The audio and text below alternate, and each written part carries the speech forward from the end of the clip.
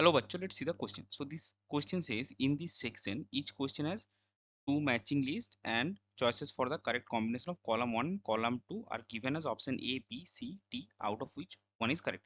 So यहाँ पे देखिए हमको कॉलम 1 और कॉलम 2 गिवन है. कॉलम 1 में 1 2 3 4 गिवन है और कॉलम 2 में ABCD में 4 डाटा गिवन है और ABCD 4 ऑप्शन में से हमको कॉलम 1 के 1 2 3 4 के साथ कॉलम 2 के ABCD का कौन सा डाटा मैच होगा वो हमको देखना है.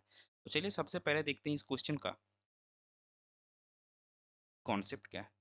सो इस क्वेश्चन का की कॉन्सेप्ट है मोल कॉन्सेप्ट, क्योंकि हमको मोल के रिलेटेड जो डाटा है वो यहाँ पे यूज करना है. तो सबसे पहले देखिए क्या है, हमको गिवन है 32 gram of helium.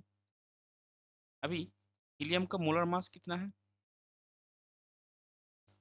Molar mass of helium is 4 gram per मोल. तो नंबर ऑफ मोल्स क्या आएगा हीलियम का? Number of moles of helium is equal to given mass by molar mass. Given mass कितना है? 32 ग्राम. मोलर मास कितना है? 4 ग्राम per मोल. तो आपको कितना मिलेगा? 8 मोल ऑफ हीलियम, जो कि देखिए कॉलम 2 के बी में है. सो कॉलम 1 के साथ कॉलम 2 का क्या मैच करेगा? बी. कॉलम 1 के 2 में क्या है? 0.5 moles of O2. 0.5 moles of O2. तो मोलर मास ऑफ ऑक्सीजन कितना है? Molar mass of O2 is 32 gram per मोल. तो हाफ मोल यानी कि 0.5 मोल का मास कितना होगा? Mass of 0.5 moles of O2 is equal to 32 into 0.5 gram per मोल.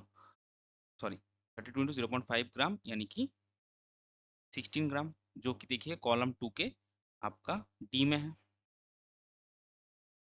तो कॉलम 1 के 2 के साथ कॉलम 2 का क्या मैच किया? D.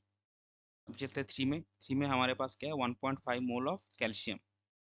1.5 mole of calcium. Calcium का मोलर मास कितना है?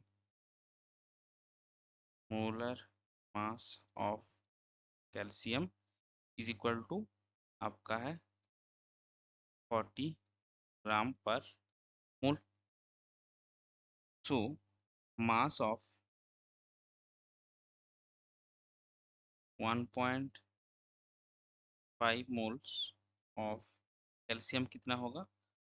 40 इंटू 1.5 ग्राम यानी कि 60 ग्राम, जो कि कॉलम 2 के ए में है. सो कॉलम 1 के डी के साथ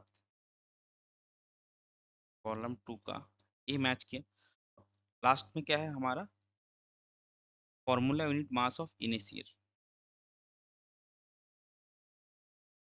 formula unit mass of initial. तो यहाँ पे क्या होगा, जो सोडियम का एटॉमिक मास और क्लोरीन का एटॉमिक मास वो हमको ऐड करना है gram atomic mass. So sodium का कितना आएगा? 23 ग्राम एटॉमिक मास और क्लोरीन का है 35.5 ग्राम. तो ओवरऑल आपको कितना मिलेगा? 8.5 ग्राम. क्योंकि ये जो इनिशियल ये सॉलिड क्रिस्टलाइन सब्सटेंस है और क्रिस्टलाइन सब्सटेंस में आपका ऐसा नहीं है कि एक ही Na प्लस आयन और एक ही Cl माइनस आयन रहेगा. तो इसलिए हम उनका जो फॉर्मूला है उसकी का मास को उस कंपाउंड का मास के साथ इक्वली मान के चलते हैं, जिसको हम फॉर्मूला यूनिट मास बोलते हैं.